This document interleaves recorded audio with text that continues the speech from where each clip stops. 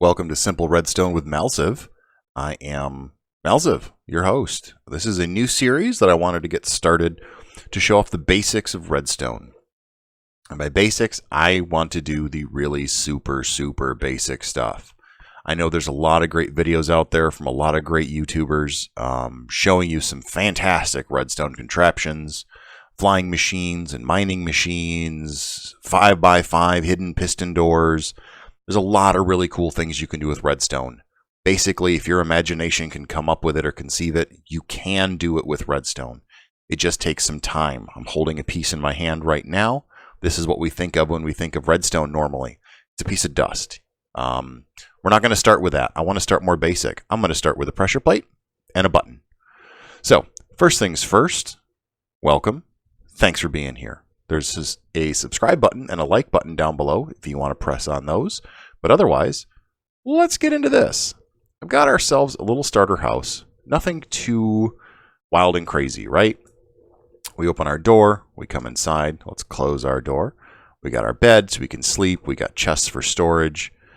We even got a little basement area here so we can come down, store stuff away, and then jump back out and close it up. So we can run around without falling.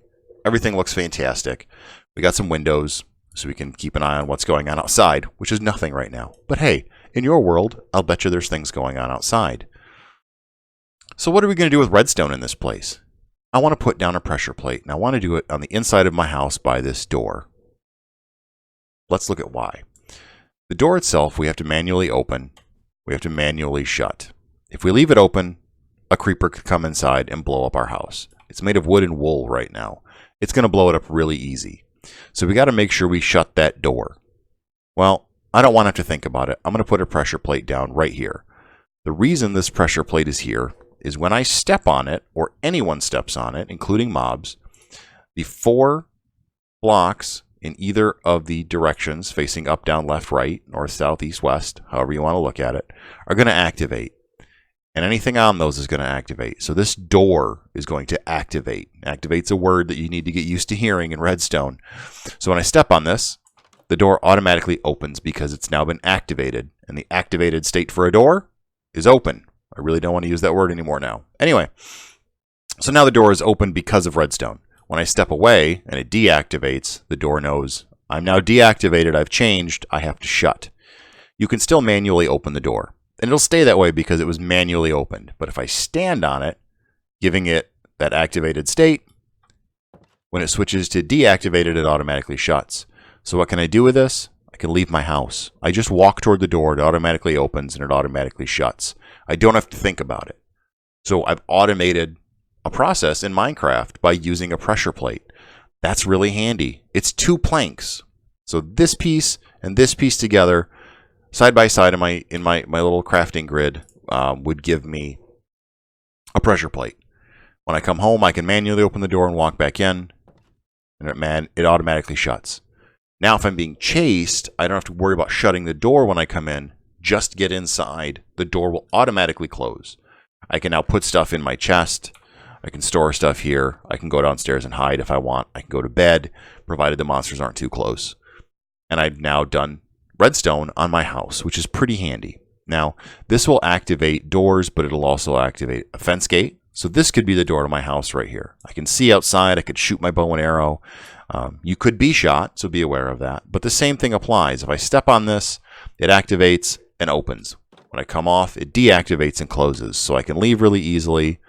If I open it on the way back in, it automatically shuts. So that's pretty handy. Now, of course, you may be thinking that why don't we just put one on the outside? The right block helps. Because then, yeah, it just opens automatically and closes automatically no matter which way we come in. This will work if a creeper walks on it or if a zombie walks on it. So they can walk into your house as well.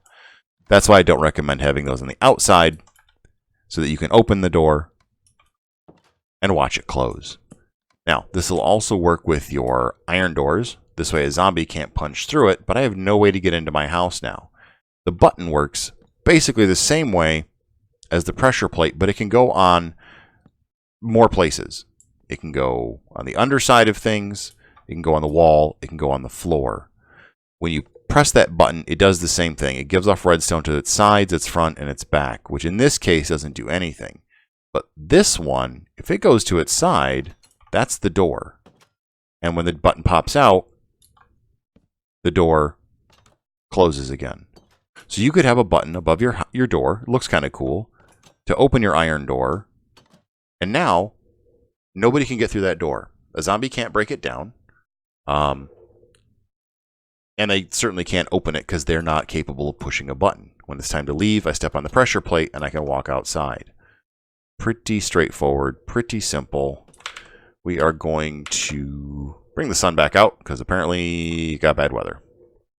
But anyway, this makes it really handy to make a really safe and secure place to live. I like that. All right, so we've got a safe door on the front of our house. We've got our little basement. But again, closing and opening, not my favorite thing to do. So if I take another pressure plate and I put that here, it's out of the way. But when I walk over here, I can go straight down into my basement, do everything I need to do, and the door is automatically shut. I can open it manually, come up my ladder, and I can either close it manually or just step on this again. And just like the doors, the trap door will again close once it's in a deactivated state after becoming activated. So you can manually open, stand on it, and it'll automatically shut, or you can just manually do it yourself. Stand on it to open, come off to shut. The trap doors work, regular doors work, fence gates work, so will things like pistons.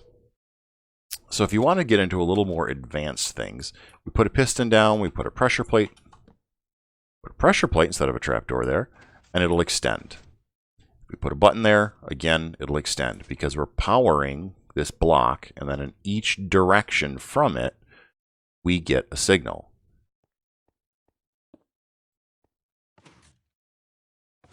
And it works the block touching this block and the one above it. Redstone signal will natively go up.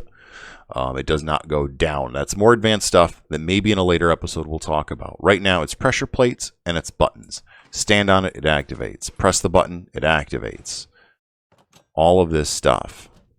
So what we're kind of looking at here is just, without even using actual redstone, I haven't mined in the ground at all if we take away this door and put a wood one, because iron doors you could get without mining, but it's going to be a little more tricky.